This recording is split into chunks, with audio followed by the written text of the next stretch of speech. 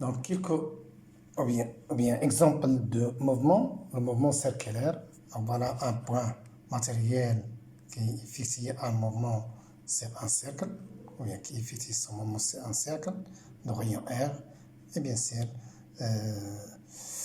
dans la base, en considérant dans la base O, X, Y et bien sûr Z. Donc maintenant c'est très simple à déterminer ici le vecteur position OM qui est égal à R cosinus de θ. R cosinus de θ selon I fois R sinus de θ selon J. Ou bien OM est égal à somme modèle fois le vecteur unitaire ici qui est R. Voilà. Donc le vecteur vitesse, c'est la dérivée de OM par rapport au temps. Donc directement c'est la dérivée de ds par rapport au temps selon tau, qui est égal à v fois tau, qui est égal à r dθ sur dt fois tau. C'est très simple ici. Dans le cas d'un mouvement circulaire uniforme, nous avons considéré ici une base qui est locale, dite base de Freinet. Voilà. Maintenant, la base considérée ici, qui représente un trièdre direct, et R tau K, qui est un trièdre direct, et E tau est égal à K fois R. Donc la vitesse de M par rapport à R, c'est dOM, c'est dt par rapport à dt, qui est égal à V fois tau, qui est égal à R oméga, bien sûr, le cas d'un mouvement qui est circulaire selon tau, donc V est égal à R fois oméga, donc tau est égal à K vectoriel et R, donc R oméga K vectoriel, donc est égal à oméga K vectoriel R.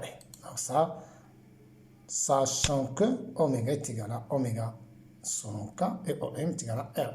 Donc je peux écrire que la vitesse qui est égale à dOM sur dt est égale à oméga vectoriel OM par rapport bien sûr dans la base R. Voilà. Et la remarque, si OM est un vecteur unitaire, OM est égal à I, donc la dérivée d'un vecteur unitaire par rapport au temps est égale à oméga vectoriel E. Le vecteur accélération dans le cas d'un mouvement qui est circulaire, gamma qui est égal à dv sur dt tau plus v au carré rcn.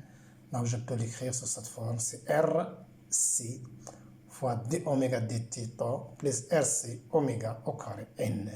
Remarque dans le cas d'un mouvement circulaire uniforme, oméga est égal à constante, donc d oméga sur dt est égal à 0. Et donc par conséquent, gamma de M par rapport à R est égal à gamma normal qui est égal à RC oméga selon N qui est orienté vers le centre de cercle. Dans le cas d'un mouvement circulaire uniforme, l'accélération est toujours normale à la trajectoire et orientée vers le centre du cercle. L'accélération, on dit que l'accélération est centripète. L'accélération dans ce cas, elle est centripète. Ce sont des mouvements à force centrale. Donc, exemple, toujours dans le cadre exemple de calcul de rayon de courbure, on reporte dans ces équations dans l'expression de RC. RC est égal à V au carré sur gamma au carré moins dV sur dt au carré. Et donc, V R θ point au carré sur R au carré θ point au carré plus R au carré θ 2 point au carré moins R au carré θ point à la puissance 4. Donc, tout ça nous donne que RC est égal à directement le rayon de cercle qui est R. Bien sûr, c'est très simple. V, c'est R θ point, le taux au carré. Alors, gamma, que nous avons déjà déterminé, c'est R au carré θ point à la puissance 4, plus R au carré θ 2 point à la puissance 4, moins dV sur dθ au carré. Donc, c'est R θ 2 points au carré, le taux au carré. Donc, je simplifie, je trouve que le rayon de courbure directement ici est égal à R dans le cas d'un mouvement circulaire. Donc, mouvement rectiligne. Donc, le mouvement rectiligne, sous-entendu, le rayon tend vers plus l'infini. Le rayon de courbure tend vers plus l'infini, bien sûr. Et le vecteur position directement ici, c'est un mouvement qui est vecteur selon un axe. Donc, OM est égal à le modèle OM fois I qui est égal à XI. Donc, la vitesse, c'est x point i. Donc, dérivée de la vitesse par rapport au temps, c'est x2 point. Et gamma, c'est x2 point fois i. Donc c'est très facile. Et dans ce cas, RC c'est V au carré c'est gamma au carré D, le modèle de V au carré c'est dt. Donc θ point V ici, V au carré, c'est quoi? C'est x point au carré ici. Hein? C'est x point au carré, pardon. Je la... Non, c'est x point au carré. C'est x point au carré. Voilà, c'est x point au carré sur x de point au carré moins x point au carré. Donc, il va tendre vers l'infini. Voilà quelques exemples de mouvements toujours. Mouvement rectiligne dans un repère R, un point matériel M est animé d'un mouvement rectiligne si sa trajectoire est une droite. Ici, le vecteur position en M, point fixe dans R, et la vitesse v de m est égale à la dérivée de m par rapport au temps probable, et l'accélération, c'est la dérivée de la vitesse par rapport au temps, sont collinéaires. Toutes ces vecteurs, position, vitesse et accélération sont collinéaires et portées par cette droite. Le mouvement rectiligne uniforme, un mouvement rectiligne uniforme, c'est-à-dire le mouvement est rectiligne et uniforme s'il répond à la définition A. Ici, on place le module de la vitesse est constant, c'est-à-dire que le module de la vitesse est une constante. Ainsi, pour un tel mouvement, nous avons le vecteur vitesse est égal à le vecteur constante. Remarque, si M décrit un mouvement rectiligne uniforme et I un vecteur unitaire sur la trajectoire, nous avons V est égal à V fois I. Gamma est égal à directement V, dV c'est dt selon I. Dans ce cas, est égal à 0 dans le cas d'un mouvement qui est uniforme, donc V est égal à une constante, I aussi est une constante.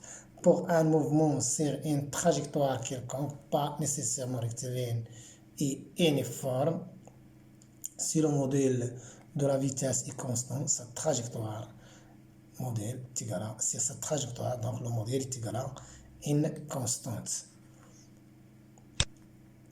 En plus, le cas d'un mouvement rectiligne uniformément accéléré, et dans ce cas, bien sûr, un mouvement rectiligne est uniformément varié, s'il répond à la définition, et si en plus le module de l'accélération est constant sur la trajectoire, c'est-à-dire que gamma est égal à une constante dans le cas d'un mouvement rectiligne uniformément accéléré.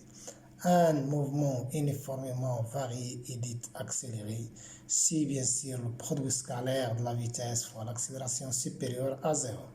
Et un mouvement uniformément varié est dit retardé si le produit scalaire de la vitesse fois l'accélération est inférieur à 0, c'est-à-dire ayant un sens qui est opposé. Voilà, pour terminer, pour un mouvement qui est rectiligne mais il est sinusoïdal, le cas d'un mouvement d'une masse reliée par exemple à un ressort, un mouvement est rectiligne sinusoïdal s'il répond à la définition A. Ici on place l'abscisse du point mobile M et à chaque instant de la forme x de t est égal à xm, c'est-à-dire x max, l'amplitude maximale sinus oméga t plus phi, avec x c'est l'amplitude maximale du mouvement, oméga c'est la pulsation, et bien sûr phi c'est la phase, ou bien le déphasage. Voilà. Vecteur déphasage, bien sûr, à l'instant t est égal à 0. Le vecteur position dans ce cas, dans le cas d'un mouvement rectiligne sinusoïdal, M est égal à x fois I, est égal à x max sinus oméga t plus phi fois I. Et bien sûr, la vitesse directement, c'est dx et dt selon I. Donc, c'est moins x max oméga sinus oméga t plus phi. Voilà, moi, c'est cosinus. Et bien sûr, vecteur accélération, c'est la dérivée seconde de la position qui est égale à moins x max oméga au carré sinus oméga t plus phi est égal à, bien sûr, moins oméga au carré fois OM. Voilà le cas d'un mouvement rectiligne sinusoïdal. C'est l'exemple, par exemple, c'est l'exemple d'une masse qui est liée à un ressort qui oscille soit verticalement ou bien horizontalement. Voilà, merci. très bientôt.